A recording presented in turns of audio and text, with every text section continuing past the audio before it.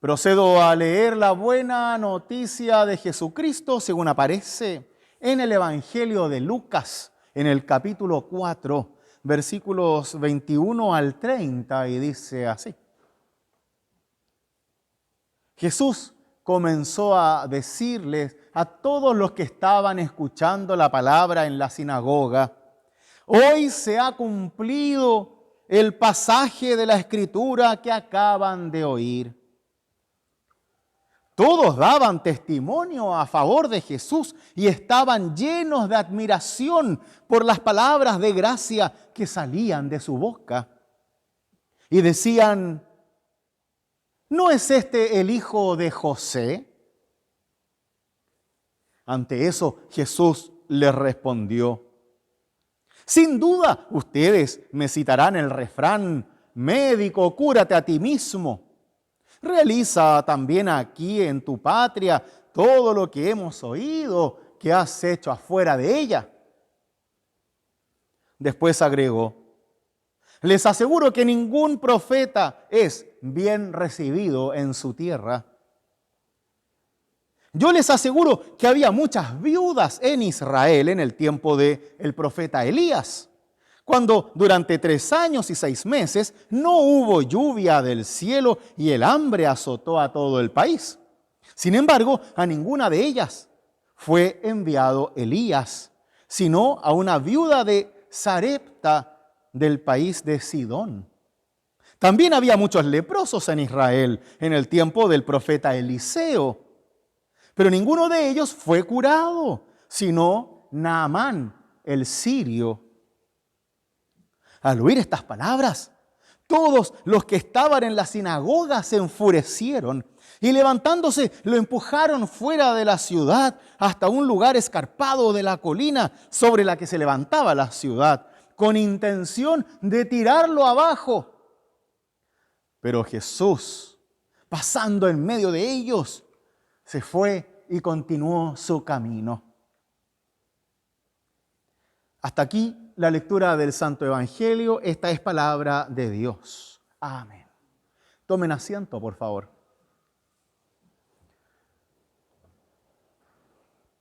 Gracia y paz de nuestro Señor Jesús sean con cada uno y cada una de ustedes.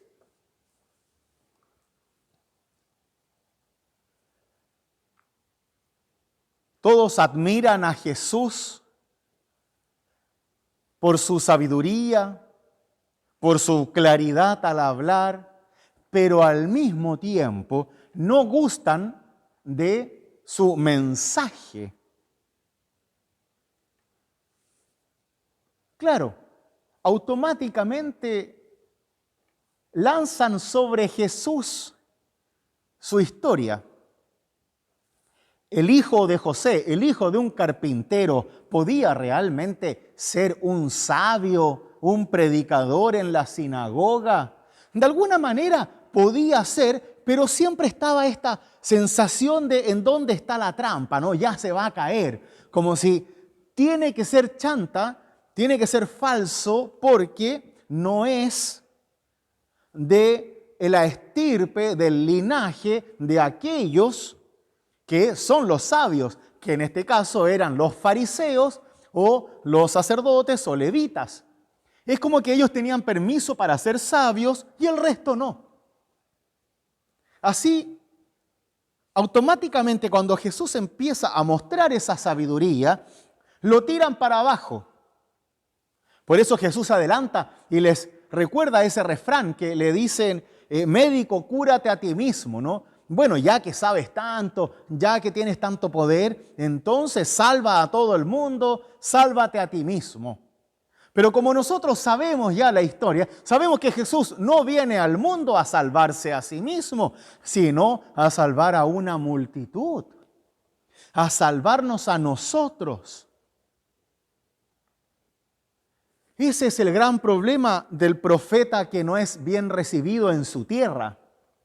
Porque los de su tierra siempre van a querer tener réditos, tener influencia, ganar algo con aquel que sale de su misma tradición, de su mismo territorio. Y eso lo sabemos todos, los que trabajamos en el ámbito de la iglesia, en donde hay cosas que uno tiene que hacer solo por ser del lugar de donde viene.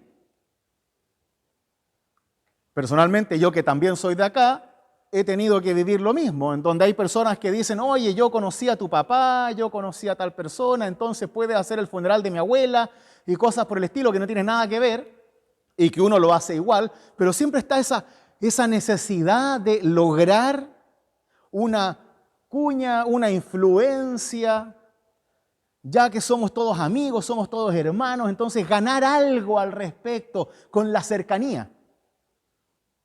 Y Jesús le da dos ejemplos a estas personas, a estos judíos, fariseos de Galilea. Dos ejemplos en donde Dios mismo envía a los más importantes y poderosos profetas de la época de los reyes, Elías y Eliseo, los manda a sanar y ayudar a personas que no eran judíos, que era algo muy extraño y además que ciertamente no gustaba. Primero da el ejemplo de Elías, el profeta probablemente más poderoso del Antiguo Testamento en cuanto a milagros.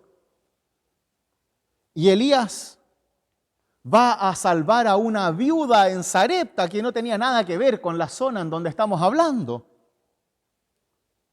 Cuando, le dice Jesús, había muchas viudas en Israel que no fueron ayudadas por el profeta Elías y que Dios no los mandó a ayudar. Lo mismo con el profeta Eliseo, que viene a reemplazar a Elías, en donde cura al general del ejército de Aram, que era un pueblo vecino de Israel, que se pasaban peleando siempre, a Naamán el sirio, y le cura la lepra cuando no cura a los leprosos de Israel. Entonces, aquellos que están escuchando a Jesús lo toman como que si Dios quisiera más a los de afuera que a los de adentro, que Dios viene a sanar más a los que no son judíos, a los que no son israelitas, que a los que sí lo son. Es algo muy difícil de comprender. Y con eso Jesús lo que desea hacer es hacer un cambio de paradigma, presentar una nueva forma de ver la realidad. ¿Por qué? Porque no podemos seguir queriendo creer en Dios solo para nuestro propio beneficio. Sí, tener fe no es un seguro de vida. No es como que yo pago mi seguro de vida todos los meses y si es que me pasa algo, me pagan la clínica o si me muero, le pagan a mi familia para que sigan adelante. Dios no es un seguro de vida. Dios es una presencia real en la vida de cada día y también en la muerte de cada día y hasta la resurrección. Y es para todos igual. El problema está en cuando yo creo o quiero que por ser tal o cual cosa, por ser pastor, por ser de una determinada comunidad, por ser de una determinada iglesia, por tener una determinada historia, por ser hijo de alguien, merezco más que los demás. Y ahí está el mayor error de la fe. Cuando yo creo que valgo más que el de al lado, por lo que soy o por lo que tengo, por mi historia. Y Jesús dice, no, a los ojos de Dios somos todos iguales. A los ojos de Dios, Dios nos ama igual. Pero ojo, que Dios no viene a curar como un médico a todo el mundo. Las curaciones, los milagros, son cosas muy repentinas. No estamos en la fe para buscar milagros. No seguimos un camino de fe para que no nos pase nada. Eso sería tentar a Dios. No podemos creer que si estamos con Dios, dejamos de ser humanos. Como si la fe evitara que nos enfermemos, que nos muramos, que nos peleemos con alguien o que un camión te atropelle afuera. No, la fe lo que hace es permitirte caminar con Dios cada día y vivir con la sabiduría de Dios cada día para poder tomar decisiones cada día que fortalezcan tu vida y también la de aquellos que te rodean gracias al amor de Dios. No que por obra de milagro Dios de alguna forma va a poner una especie de burbuja alrededor mío en donde nada va a pasar y voy a poder vivir en una falsa paz que no existe. En donde no hay problemas, en donde no hay peleas, en donde no hay enfermedades, no hay muerte. Esa no es la vida real. Y Dios no quiere que nosotros salgamos de la vida real y nos metamos en una especie de Matrix o algo por el estilo, en donde se nos olvide que somos humanos.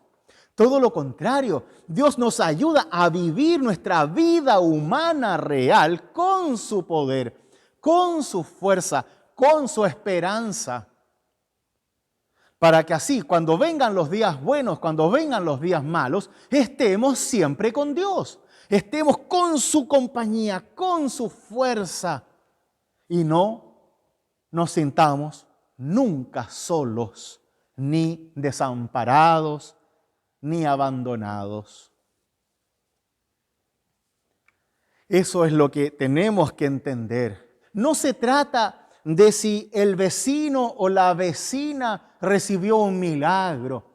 No se trata de que si este se sana y el otro no, Dios lo quiere más. Sino que Dios nos ama a todos por igual. Y si la vecina se sana de su enfermedad, me alegro por ella.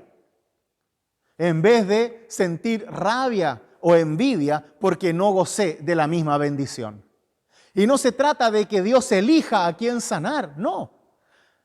Se trata de la realidad de fe, de la realidad de la vida, en donde Dios no viene a sanar nuestras enfermedades. Dios viene a decirnos que la enfermedad, que el dolor, que cualquier injusticia, que el odio, que nada te puede separar de su amor, que es en Cristo Jesús. Y desde ese conocimiento, desde esa esperanza, desde esa confianza en Dios, supero todo odio, todo rencor, todo dolor y toda angustia. Aunque ese dolor, aunque esa enfermedad me conduzca hasta la muerte, yo la vivo con Dios, muero con Dios y resucito con Dios para estar siempre con Dios. Por eso no somos víctimas. No sentimos lástima de nosotros mismos cuando sufrimos, porque eso es parte de la vida real. Es solo una muestra de nuestra fragilidad como seres humanos. Esa fragilidad que vivimos de la mano de Dios, con la fuerza de Dios, en donde puede venir lo que sea, que vengan las tormentas, los terremotos, que aquí estamos con Dios. Y que el amor de Dios no depende de si me ahogo o no me ahogo, si vivo o no vivo. El amor depende solo de Dios y está para siempre. No es condicional, no depende de mi realidad como ser humano, sino solo de la fidelidad eterna de Dios. Y eso es lo que debemos entender. Por eso a Jesús lo quieren tirar del barranco para abajo. ¿Por qué? Porque les está diciendo que ellos no son tan especiales, que Dios no los quiere más a ellos que al resto, porque Dios también está para ayudar, sanar y dar vida a los otros, a los de afuera, a los que no conozco, no solo a los que estamos aquí reunidos. Y si no estás dispuesto a entender que el amor de Dios se expande por todas partes de manera incontrolable, entonces no estás preparado, no estás preparada para vivir el verdadero amor de Dios. ¿Por qué? Porque no vas a poder dar gracias a Dios por la salud del otro, por la prosperidad del otro, por la alegría del otro, sino que vamos a estar constantemente envidiándonos, codiciándonos, deseándonos mal. Y así no funcionamos los cristianos. Debemos poder, desde la fe, estar siempre en comunión con Dios y también con aquellos que nos rodean, para que así ninguno de nosotros se transforme en rival del otro, sino más bien en un destinatario de mi amor, en un destinatario de mi deseo de paz, en un destinatario del amor de la comunidad. Así es. Tenemos el camino en donde queremos que Dios solo sea una marioneta que haga todo lo que nosotros queremos. O tenemos el camino en donde Dios es Dios y lo dejamos ser Dios y vivimos con Dios, abrazados de Dios para poder vivir con Él todos los días de nuestra vida. No solo cuando sufrimos, no solo en enfermedades, sino en cada despertar, en cada caminar, en cada anochecer. Porque nuestra vida con Dios es una vida de respiro, es una vida de luz, es una vida en donde Dios está siempre con nosotros. Pase lo que pase, estemos donde estemos, suframos lo que suframos, Dios es Dios con nosotros ahora y lo será siempre. Pues que así sea en vuestra propia experiencia de fe y que sea Dios mismo con su luz la que nos muestre el camino hacia el encuentro con Cristo Jesús. Amén.